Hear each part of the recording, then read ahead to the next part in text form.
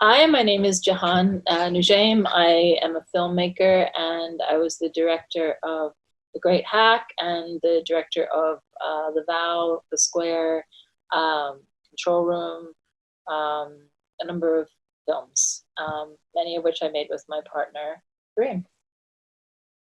Hi, my name is Karim Amir. I'm also director of The Great Hack. So as a producer, and I also produced The Square with Jehane and directed The Vow, among other films. Who has seen an advertisement that has convinced you that your microphone is listening to your conversations? All of your interactions, your credit card swipes, web searches, locations, likes, they're all collected in real time into a $1 trillion a year industry. The real game changer was Cambridge Analytica. They'd worked for the Trump campaign and for the Brexit campaign. They started using information warfare. Cambridge Analytica claimed to have 5,000 data points on every American voter. I started tracking down all these Cambridge Analytica ex-employees. Someone else that you should be calling to the committee is Brittany Kaiser. Brittany Kaiser, once a key player inside Cambridge Analytica, casting herself as a whistleblower.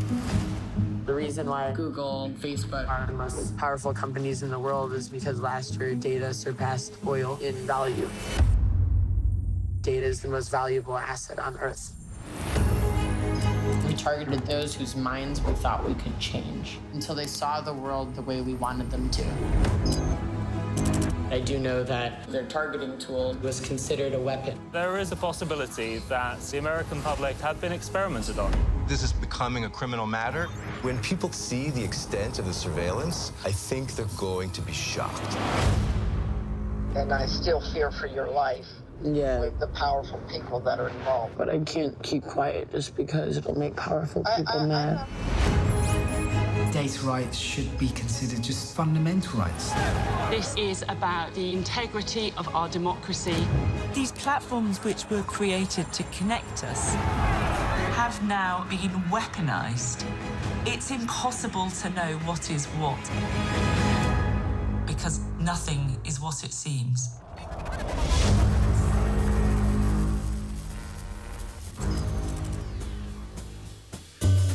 That is the trailer for the Netflix documentary, The Great Hack. And this is Factual America. We're brought to you by Alamo Pictures, a production company that makes documentaries about America for international audiences.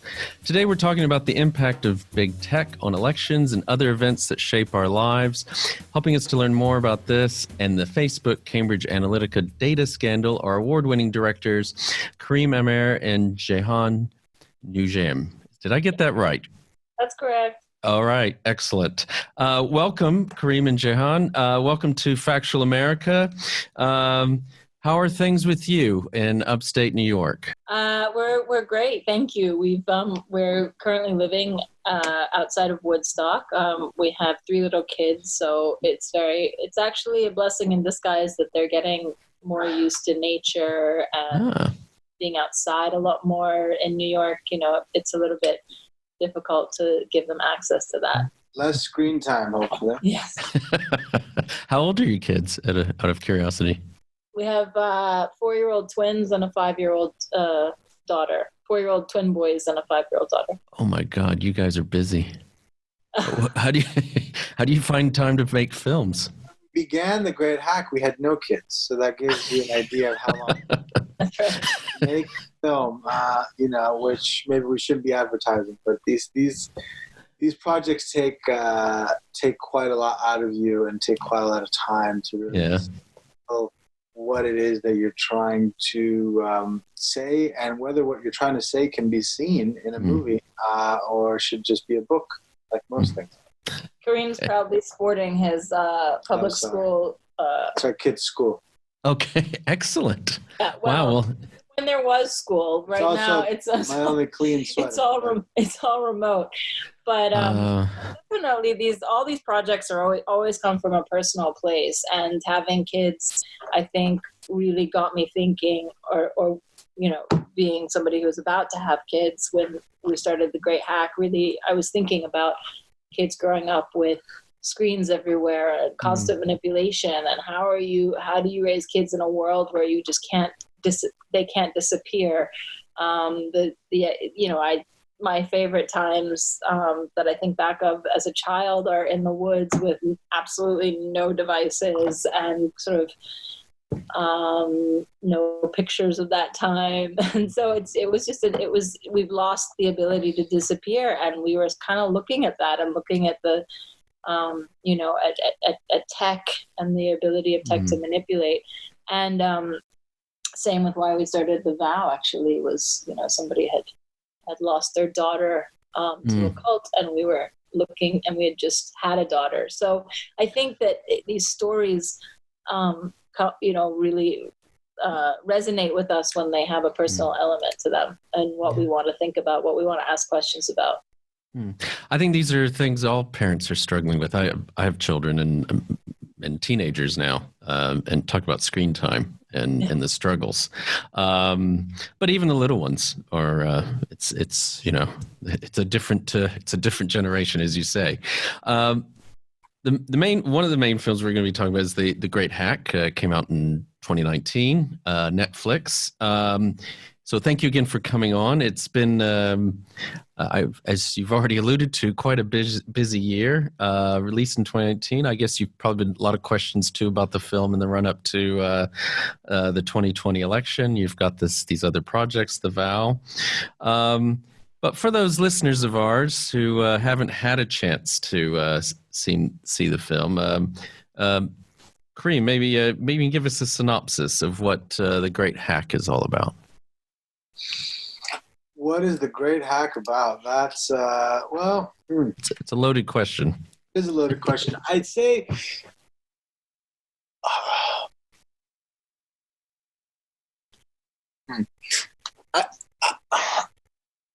I think that, let's start with what I hope, it can provide for us when we look back. Right? And I think that from there we can maybe figure out what it's about. Right? It's very hard for a filmmaker, I think, to really describe what their film's about, because there's depends which day of the year you catch them. Yeah. But I think, to me, it's like the film is about it's trying to capture this moment in time, in history, where we realized and felt this existential feeling that so many people in the world were feeling, where felt like, wait, there's something that is kind of predicting my behavior and is trying to shape my behavior in a way that I understand and don't fully understand. And that something has also been politicized in a way that is unlike any other political experience we've lived through thus far. And I think that kind of really, that moment of kind of awareness is what The Great Hack really captured. It's this time when we realize that our data is this footprint that we leave behind in ways that we don't really understand, and in ways we've not really been informed about, in ways we may not have fully consented to, and that data is being used in a very complex industry to predict our behavior and try to shape it. And that I think the conflict is really about how we come to this realization that in this new era where data are traded for services in such a way that everything's been commoditized of our human behavior, and including our political views. And I think the question that Great Hack, I hope, leaves people with is, what does an open society look like, and what is a democracy? How does a democracy function when our behavior and our political behavior has been so commoditized to such a degree? I think that's really what the film captures. Now, we use the kind of the story of the Cambridge Analytica Facebook scandal as the kind of plot, so to speak, to house these questions. And that all comes about because we have these, great characters who give us access into their lives and provide a gateway for us to take these complicated ideas and philosophical questions, that some of which I just voiced, and personalize them into an experience that is vulnerable, emotional, and relatable to an audience. And what struck me was, so how did you guys get on the case so early? Because it's not like you're just looking back. I mean, this story is unfolding. This scandal's unfolding right in front of our eyes on camera. So how did, I guess the story broke in 2017, although some of us were hearing about Cambridge Analytica before that, taking credit for getting Trump elected. But some of the allegations and things that were coming out, that was more 2017. So how did you get on the story so early and actually get these characters you mentioned, get them on camera?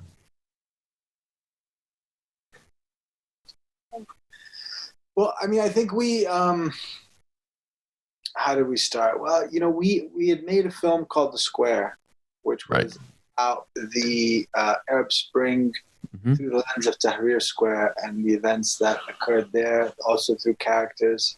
And in that film, we had witnessed technology play a part, which was quite interesting, because here was technology being heralded as the galvanizing tool or instrument for democratic processes, right? Facebook was the, method by which people could gather and organize, and Twitter gave everybody, all the voiceless, a voice, and became a method of accountability, of abuse of power. And it was a magical moment in time when we felt like, wow, here are these tools that have come from the gods of Silicon Valley and have allowed for, democracy, civil discourse, all these values that we love to blossom. And the story kind of, a lot of the world attention kind of left there. And I remember coming to the United States and seeing how Silicon Valley was so excited about, the Arab Spring, and took a lot of credit for it. And then the pendulum swung the other way. And we saw these same tools being used first by, autocratic regimes that are authoritarian and to go after dissidents. And then we saw these, same tools being used by ISIS to radicalize people. And so all of a sudden it was like, wait, the tools aren't inherently democratic. It's about how they're used. This could be a tool or a weapon, depends whose hands it's in. And there was no accountability, though, from, the technology companies about the wreckage sites that were left behind by some of these technologies being mishandled. And so we quickly, I think, had an awareness that the pendulum of technology swings. It's not just inherently positive. And when it swings in the other direction, it actually has a lot of externality costs onto society that we don't quite understand or may not be taking notice to. And the reason why we're not taking notice to them is because oftentimes they're quite invisible, right? How do you tell a crime story without having a crime scene? Right? And so that was kind of like where we had started to begin this process. And we were interested in the space of hacking and how the space of hacking was actually more about information warfare than it was about just like, blocking people access into their office building or just, breaking physical damage of locations. And, we had been exploring that space. We began a film in that space that had nothing to do with Cambridge Analytica in 2015, maybe. I remember. And then the challenge of making a film about technology is that just as you're figuring out the language for it, the story moves, right? Because there's a lag between the speed of technology and our ability to kind of make sense of it, even regulate it, for example, right? So there's a real deficit of language. So there's both a deficit of language and then deficit of visuals to, where is the melting, the melting snow and the, the ice caps melting? Where is that strong image to show that we're leaking, data everywhere we go and that we're we're leaving these footprints, and those footprints are being commoditized. And so, and ultimately controlling us, and where does free will fit into all of this? So ultimately we were fascinated with the idea of how technology was really hacking the human mind. I mean, obviously we've been obsessed with this idea of hacking the human mind. It's just in the Great Hack, it's through technology, and in the Vow, it's through a charismatic leader. But it's basically about that. It's how do you film that? And we realized that we wanted to find characters that were very much in the center of this story and trying to figure it out for themselves. And that's really verite filmmaking. I studied with I made my first films with D.A. Pennebaker and Chris Hedges, and it's how do you tell a story that is a story that affects us all? It's kind of you have to find a microcosm of that story, and you have to find the characters who are compelling characters who are going to take you emotionally through that journey, and in the process you learn. So we began looking for those characters. Exactly. And then what we found was that every time we'd find an interesting thread or story it was people describing incredible stuff, but you couldn't really see any of it. And, film is a visual medium. It's like, and as filmmakers, we're always like, why is this a movie? Like, how is this story earned that it's a movie that we know how to make?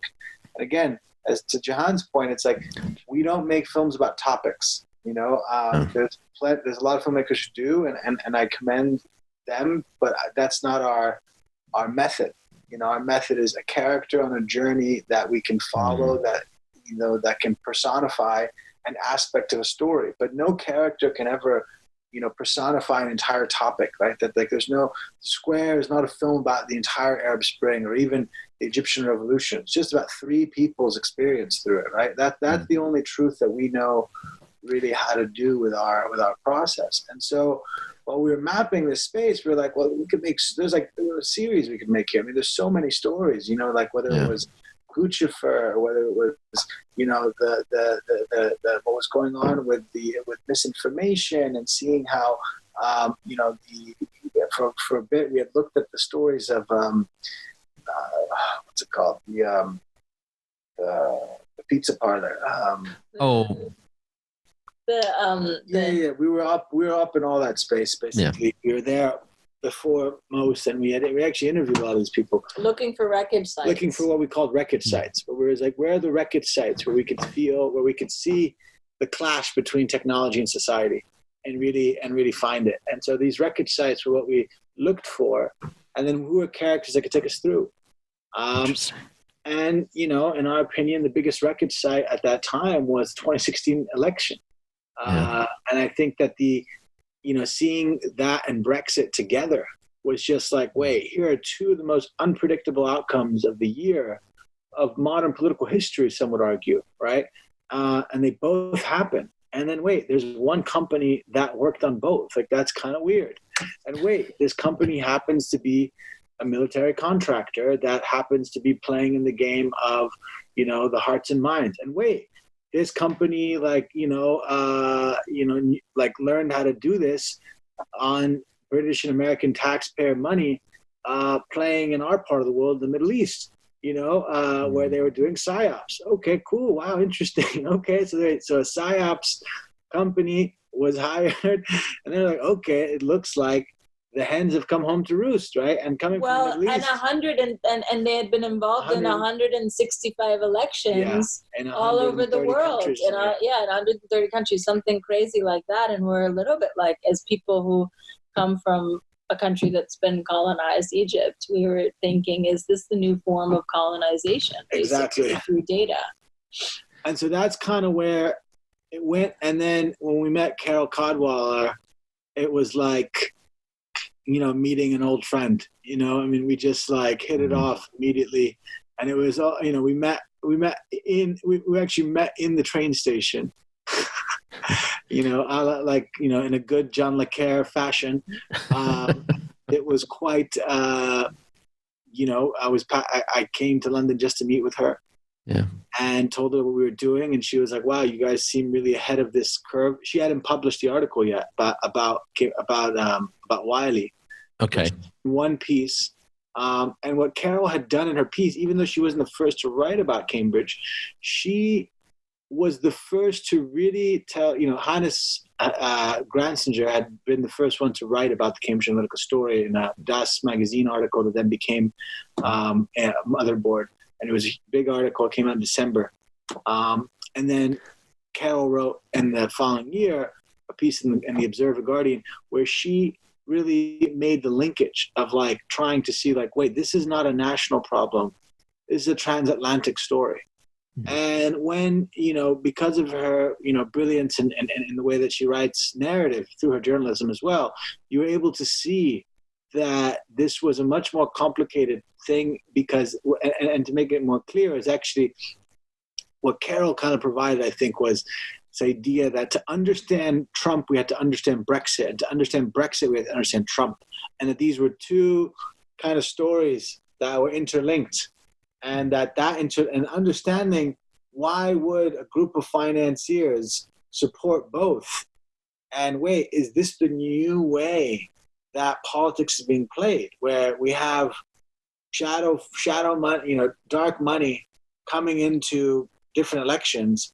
It's not even from the countries, trying to affect the outcomes, and using data analytics and using Facebook, which we had all signed up for and like we had our baby pictures on, to all of a sudden, micro target the shit out of particular people with things that would drive them crazy, and rile the shit out of them to get them to have a very emotional state and affect their political leaning. And that it wasn't about, and that elections were no longer about speaking to an entire group of people. It wasn't one leader tells one nation a story. It was one leader tells every single voter the story that they want to hear and that only they see, and that is all that matters. And that the leader doesn't even have to be consistent because they can just send a message to each person individually,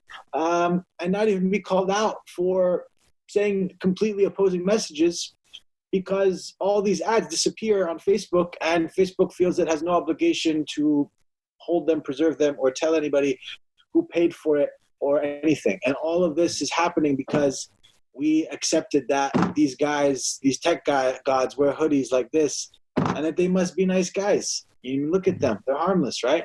So that was kind of what was going on, And then, sorry, I kind of skipped ahead, but back to the train station. As you can see, this is why these films are made by really good editors who can edit you, who can edit into a linear, cogent thing, and not just fly all over the place. Yeah. But back to the train station. Carol and I hit it off. We had a kind of like, show me your cards, I'll show you mine. And then she's like, well, if you can stay a little longer, there's someone you should meet. And I was like, I can stay longer. Yeah. And I changed my flight. And then later that day, she took me to meet Chris Wiley. And then she had more cards to show. She had a lot more cards to show. I just had a lot of interesting ideas, but she had the cards. She had the goods. And I met Chris Wiley, and that, was a mind-blowing conversation. And he hadn't come forward yet, and he didn't have pink hair at the time. Okay. And some nice Lebanese takeout, and talked in London about everything for several hours. And I left that meeting, and I was both terrified and shocked and in awe of what I heard. And I was like, okay, this is a movie. This is a movie. Like there's something. We found the movie. We found a movie that's because what you're looking for as a filmmaker is like, okay, I want to say this stuff, but I need a plot and characters and a canvas that provides that. And what Cambridge Analytica gave it, it was like, filmmaker's dream. You have these characters like Alexander Nix. He's out of central casting from James Bond. You can't make this shit up, right? It's like you have all these people that are just like unbelievable. And then it's so we were moving to London. We were moving our entire family to London, and then Chris Wiley ghosts us. and he just won't respond. And we were going to be making this film with him and the rest of it. And then a friend of ours, Jess, calls us and says, I have somebody else that I want. Well, and then, so we moved on for a little bit. We were like, well, you know what? Because this had happened to us before. We're like, you meet someone, who's in in these nooks and crannies of the web that few people navigate, and they want to tell you this great story, and then you're like, okay, let's do it. And then they're like, oops, sorry, changed my mind, deleted my number, and I can't speak to anybody right now. Like, okay. Yeah. So this was the second time this happened. We're like, okay, this is crazy, and people were terrified, and he was terrified. And so, mind you, I mean, this is like right after Trump had won 2016, right? Steve Bannon, his former boss, is, running the White House basically.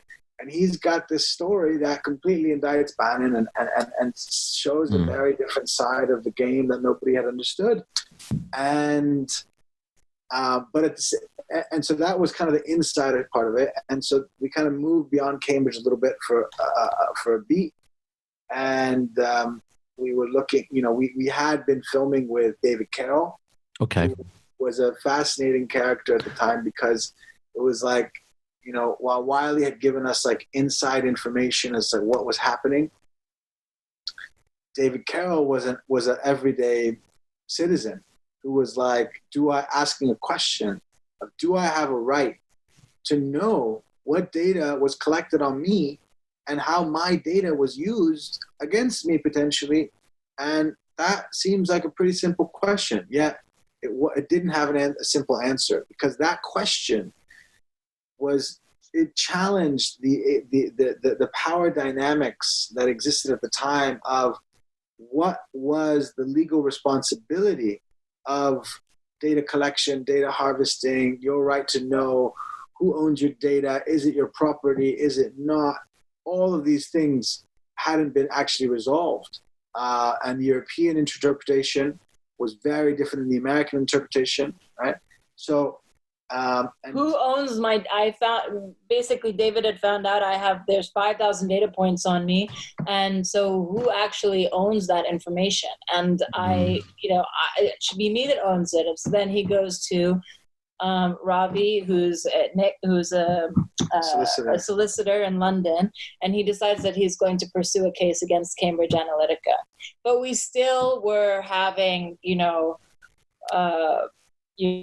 boyfriend breakup issues because Chris Wiley had ghosted us, and we weren't sure how to make the film. We weren't sure exactly how to make the film because we make films following people on a journey, and so we had David, who we were following the story, and then we get this call from Jess Search, who's another wonderful friend, filmmaker, British friend of ours, who says that she wants to introduce us to somebody who is about to meet Brittany Kaiser and has been in communication with Brittany Kaiser. We didn't even know her name yet. Brittany Kaiser wasn't a name. There's someone else who's former Cambridge. So is that how you got, I guess you got in touch with Paul Hilder, is that right? And that's how you tracked her down to Thailand? Yes. So she introduces us to Paul. Yeah. And then I get a call, I'm in Egypt at the time, I get a call from Karim saying, listen, Chris Wiley's nothing. He wasn't even around when the whole the Trump contract was signed. Exactly. A year and a half before Trump was even in the picture. Exactly. That comes out in your film, though. But yes, it's... He couldn't speak to what happened during the election. Yes. And he set up a rival company as well. And pitch to the Trump people as well, from what I understand. But that's let's not go down that tangent. But so he says to me, there's this girl and this woman. Her name is we didn't know her name yet. First it was Paul. So we met Paul Hilder. Right. And I met Paul in I met Paul, and then we chatted briefly. He was I was on my way to London, and he had just arrived in New York, and we met actually in an Uber, and he dropped me at the airport. We had a meeting in the Uber. He drops me at JFK, and then I took off, and I was like, okay, I'm going to do this. And he basically told me this crazy story about this woman that he'd been communicating with for a while over LinkedIn, and then gradually developed this conversation with her, and that she had a lot of information, and she was really pissed off about how the media had kind of gotten the story wrong, and was finally ready to talk. But the caveat was, could I be in Thailand in 48 hours to this remote island off the coast that she was kind of hanging out at? And I was like, okay, maybe. So you do it. I get this call.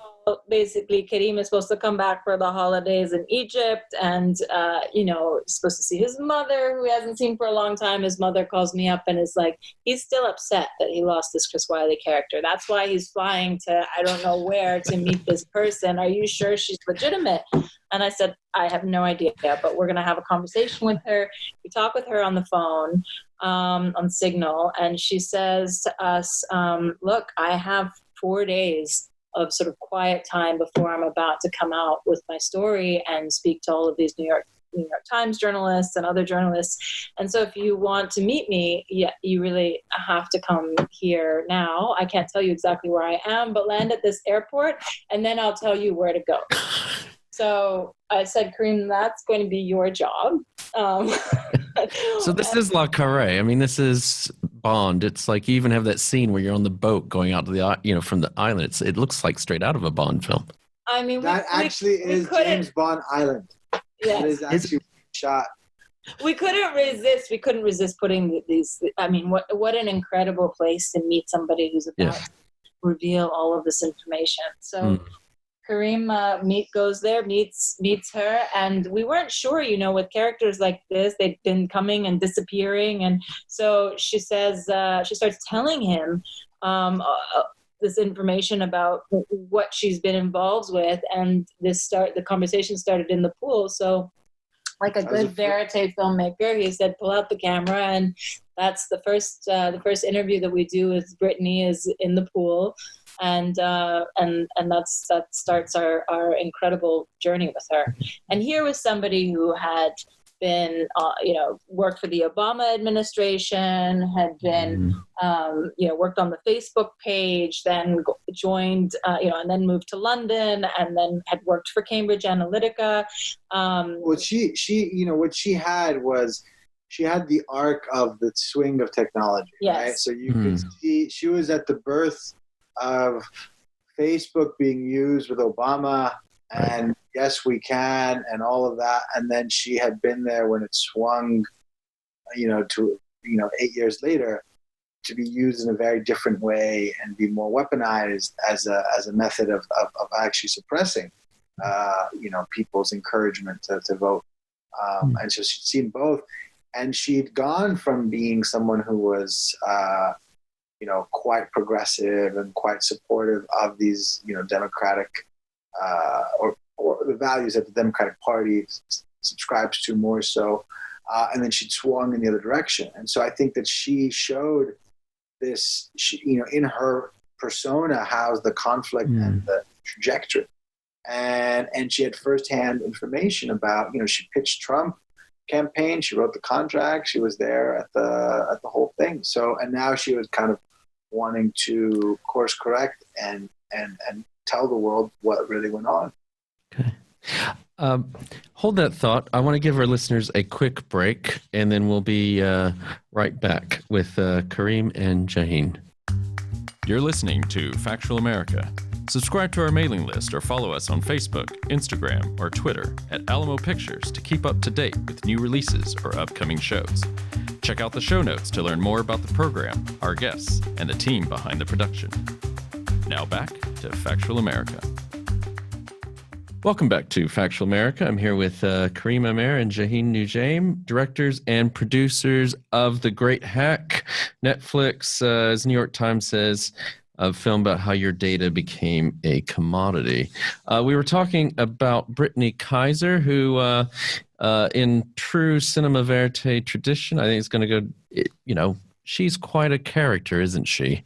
I mean, that it's not what I expected. You know, I'm not sure what I expected when I sat down to watch this film, but then it quickly became more, and you I think you're true to your Pennebaker roots and that whatnot. Just seeing this very interesting person in the pool with their sunglasses on, talking to you about this in the middle of, you know, this James Bond Island, as you said, in Thailand. But she's quite a. I mean, she was only in her 20s when she was writing these contracts, wasn't she? Yep. Yeah. That's right. I mean, the whole movie starts with Burning Man, which gives you exactly. Yeah.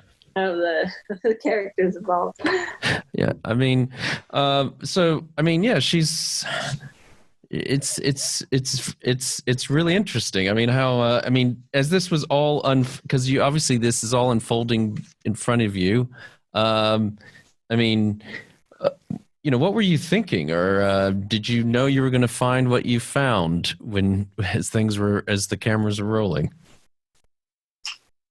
You know, I think what a good character provides you in a story like this is that you don't know exactly what they're going to do next, but and they don't fully know what they're going to do next. Like that, there is an aspect that's unpredictable, and I think the challenge of making the challenge and I also the part of it that I actually quite enjoy of this kind of filmmaking is that you're on a ride, you know, and if you can find a way to tether with that person and create that space of mutual trust, then you can go on that ride together and create a space for an audience to be a part of it as well. And I think that provides you with a way to just, you know, enjoy the ride. And I think that ride sometimes will take you on places that you don't like because life is messy. You know, you're watching something unfold. You're not with Brittany reflecting 10 years later about what she did or didn't want to do. She doesn't have perfectly groomed remarks that she's processing in real time. Right.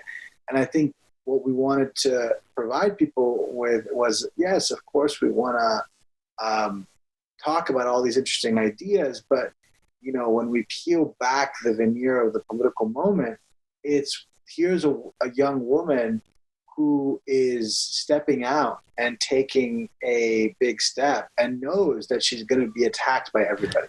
Yeah. She's going to be attacked by her former employer who thinks that she's betrayed them. She's going to be attacked by the liberals who think she betrayed them by working in the first place. She's going to be attacked by it. So she got it from every direction, yet she knew this is what she had to do. And she did it. And, you know, Brittany's gotten a lot of different, you know, she's been criticized by some and heralded whistleblower by others. But I think that it's important to remember that to this day, only 2 people came forward in a meaningful way that are former members of Cambridge Analytica and gave evidence and testified in both Congress and Parliament. That's Chris Wiley and Brittany Kaiser. There are hundreds of people who work there. Only 2 stepped forward.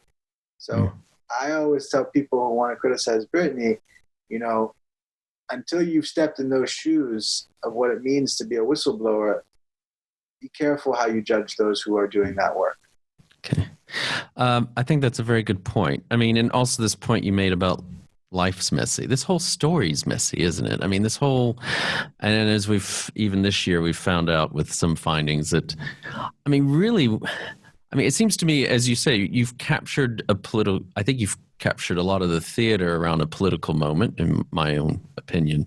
And I've also think, you know, it turns out that this, you know, this Alexander Nix and all of them were just really a bunch of blowhards, weren't they? Just exaggerating their abilities and what they had done, at least in particular with regards to the, you know, maybe the Trump campaign. And I don't know. Do you want to say anything about that? Because it just seems to me what all comes out. I mean, what's coming out of all this is that it gets back to a point you were making about each one of us having our own sort of our own sort of newspaper, news media that goes thrown in front of our eyes. And we're becoming so much polarized that, I think it's hard for the average person to know what is really going on these days and what is truth and what isn't. I absolutely agree. We're in a post-truth era, and I think it's one of the scariest problems that we're facing. We grew up with this in Egypt, where people watched lies being told on television by state media, where conspiracy theories were taken as fact. And to see this happening, and so people are not able to have a conversation about real facts, real truths, and watching this country, which we've always felt quite safe in, watching this country go through this is very concerning. Yeah. And so, I think there's been some other docs that have come out recently about social media, and forget about people trying to hack or send us political messages. I mean, that's part of these algorithms anyway, that if they don't have enough of our attention, they're going to send us something that's going to try to get our attention if we haven't been on for a while. Or I think coming out of this, what is your view about big tech, the tech giants, the Facebooks, the Twitters, and others of the world? I think that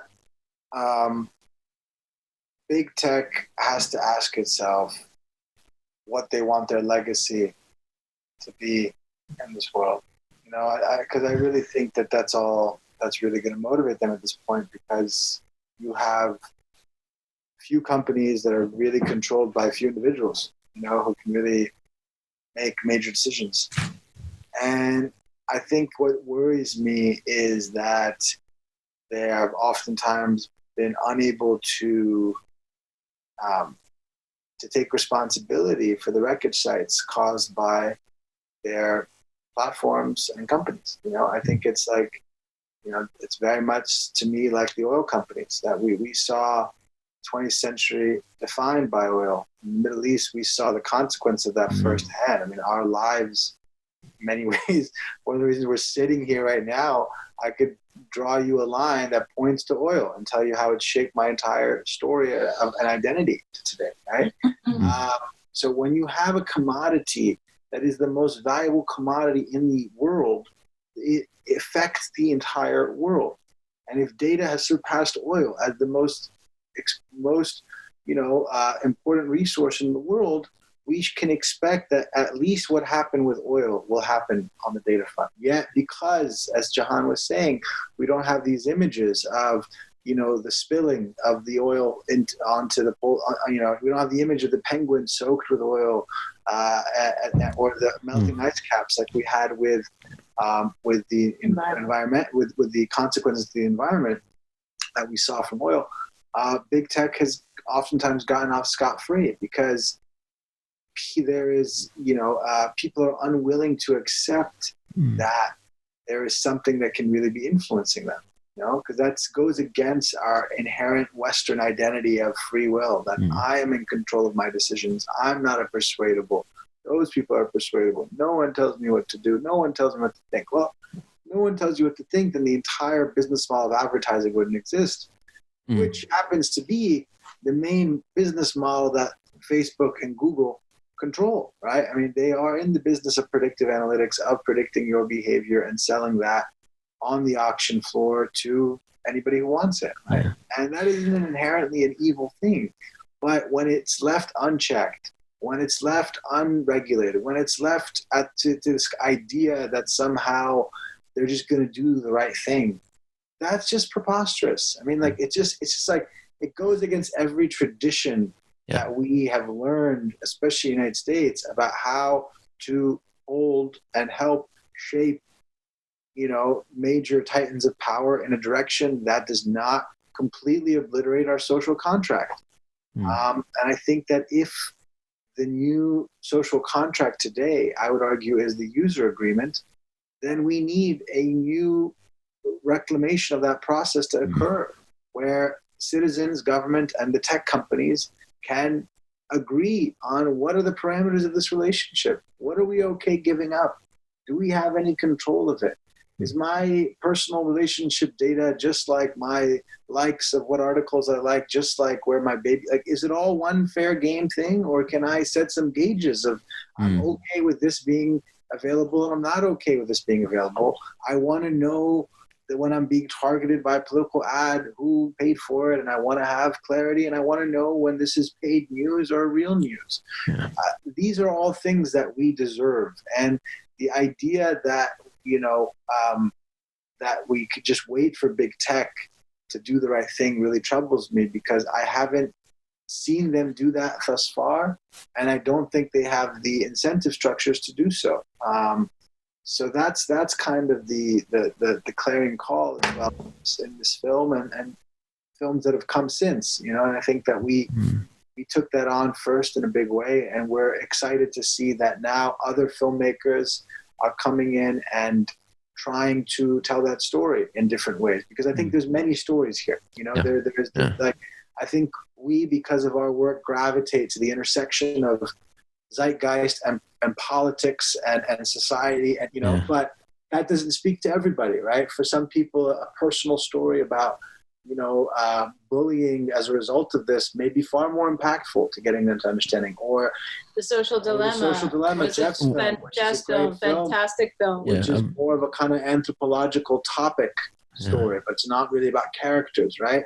And that is extremely successful for a conversation. But I think it's many conversations, because this isn't a story. What we're talking about isn't some kind of thing happening over there. This is about every single person who has a smartphone on our planet is part of this conversation. This is about the basic fundamental system of truth and the validity of truth. And if you fragment that, right, our systems fall apart. Even from democracy to the even functionality of the internet, right? Like the basis of the internet comes from a certification of validity between, this page that I'm typing in is actually this page. If all of that starts to be balkanized, which is what's happening, right? I don't know how our open society survives. And I think what the big tech companies should ask themselves is, what responsibility do they have to the open society? Would they exist without these ideals that came to us after, the world burned itself to the stake in two great wars? We came out of those two great wars with these ideals, an imperfect system of the United Nations, sure, but it's something.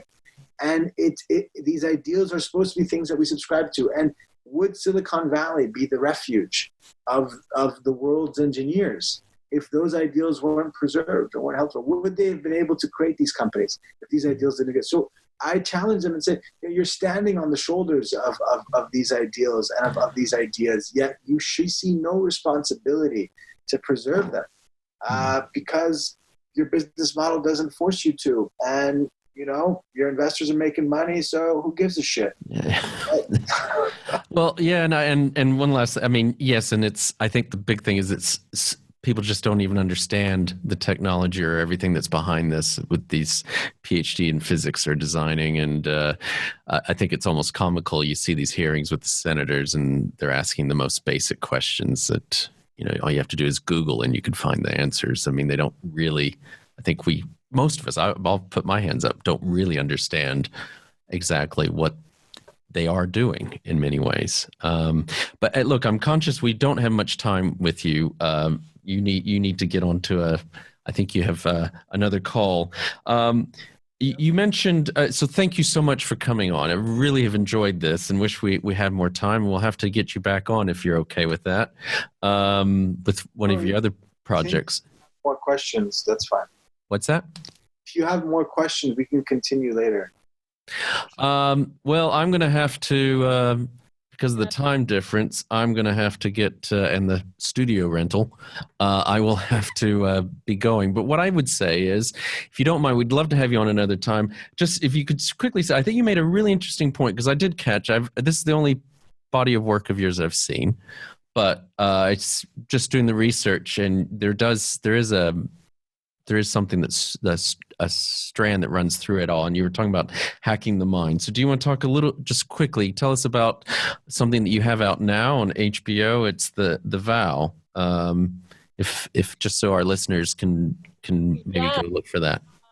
Both Karim and I have been over the past years obsessed with the idea of hacking the mind. And I think we saw that in our work with The Great Hack. And what's out right now that we worked on for several years is called The Vow. And The Vow was very much about people that believed in change, dared to dream, went to a self-help organization believing they could change their lives. And then many of them got involved in what the media has called a sex cult. The leader of the cult is Keith Raniere, who's just been sentenced to 120 years in prison. But we make verite films, so we followed this process of the whistleblowers that came out and took the organization down. And we followed them over a number of years as they, as they tried to make sense of what this experience was. And we're headed for a part 2, which will show sort of the other perspective and a number of other different players in the story, because I think if you want to understand a real system of indoctrination or a system of belief where an idea comes before everything else in your life, you need to understand that system from multiple angles. And it's really exciting when you get a project where both the theme of the project coincides with what you would like to do creatively. And we've always wanted to make a kind of Rashomon type project where you're able to see the same problem from a number of different angles. And in this case, it's crucial to see this situation from a number of different angles in order to understand the entire system. I think it gets at an issue that, that we all really need to talk about in our society, which is we've now been working with whistleblowers from a number of different places. We worked with Brittany Kaiser, we worked with Mark Vicente, Bonnie Peace, Sarah Edmondson in The Vow. And I think that what's been very difficult to see is how the media has treated those whistleblowers. When they come out, they are continually, in both cases, they are the few people to come out to speak about what has been happening, even though that process of speaking can be deeply personal, deeply embarrassing, shameful. And I believe as a society, we need to do everything that we can to support them. I'm watching as Mark Vicente, for example, is being attacked online because he was a part of Nexium. But really, he was the first person to go to the FBI and to say there's something that's going on here. Brittany Kaiser was somebody who was attacked in the media after she came out because people said, well, weren't you involved in this or weren't you involved in that? And absolutely, people should be coming forward and talking about their experience, but nobody that becomes a whistleblower comes from a situation where it's like the Girl Scouts, I mean, it's they come from complicated situations. And I feel like this is something that we really need to look at because there does need to be more support, I think, in our culture and in the media of people that dare to come out and talk about situations and not be trashed when they come out and speak. I'm glad you've said that because that has been a common theme in some of the docs that we've had on this podcast, where whistleblowers in all kinds of walks of life and industries have been really pilloried. We even have a friend actually who's doing a 10-part podcast on something very related to what you're doing with The Vow, I would say is related.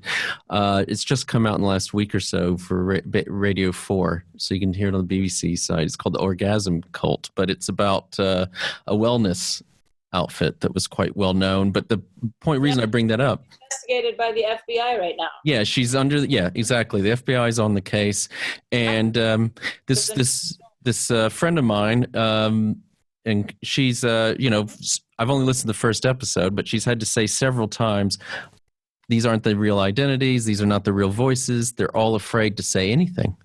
Most of the people that were employees of this wellness company. Yeah, no, it's, and I think the question we have to ask ourselves, especially in these very charged political times, is how do we believe that we are true custodians of an open society and all these ideals that we like to believe, that we subscribe to, if we're not providing spaces for societal redemption, right? If we have this brazen attitude of casting away anybody who has ever changed political beliefs or has been involved in something and is now saying, I'm sorry that I was involved. If we continue that, then we're not creating any space for people to ever speak out against true power and injustice that is happening continually in our society.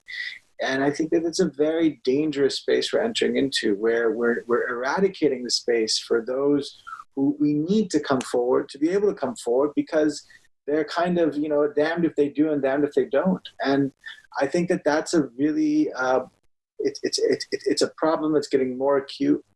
And I think that as filmmakers who, inhabit these spaces, it's a conversation that should be had more effectively. Because I think, to me at least, I don't think we get through some of these world crises that face us moving forward without really embracing radical empathy. And I don't think as liberals we can really compete with the conservative agenda if we're not able to display that. Conservatives always seem to eat our lunch and have the born again space where anybody can kind of resurrect themselves, and we don't really have anything like that. And I think that we, if you look at any of the whistleblowers that have come out in meaningful ways, the amount of attack on them is just unbelievable. It's almost like it's become a competitive, fun thing to do, in our new digital square. It's like the new public square. Let's go there and throw some tomatoes at this person just because we can. Why not? I just don't think that achieves much. And I think that it's, placating to it is quite unproductive. All right. Well, congratulations on that. And we look forward to seeing it. As you said, it's on HBO in the States.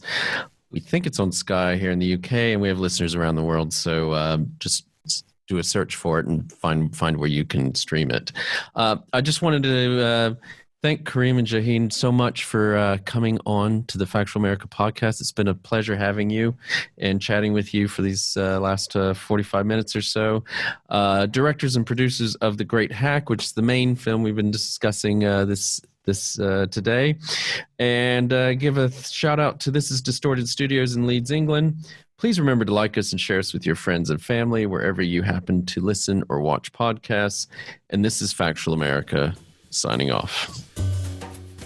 You've been listening to Factual America. This podcast is produced by Alamo Pictures, specializing in documentaries, television, and shorts about the USA for international audiences. Head on down to the show notes for more information about today's episode, our guests, and the team behind the podcast. Subscribe to our mailing list or follow us on Facebook, Instagram, and Twitter at Alamo Pictures. Be the first to hear about new productions, festivals showing our films, and to connect with our team. Our homepage is alamopictures.co.uk.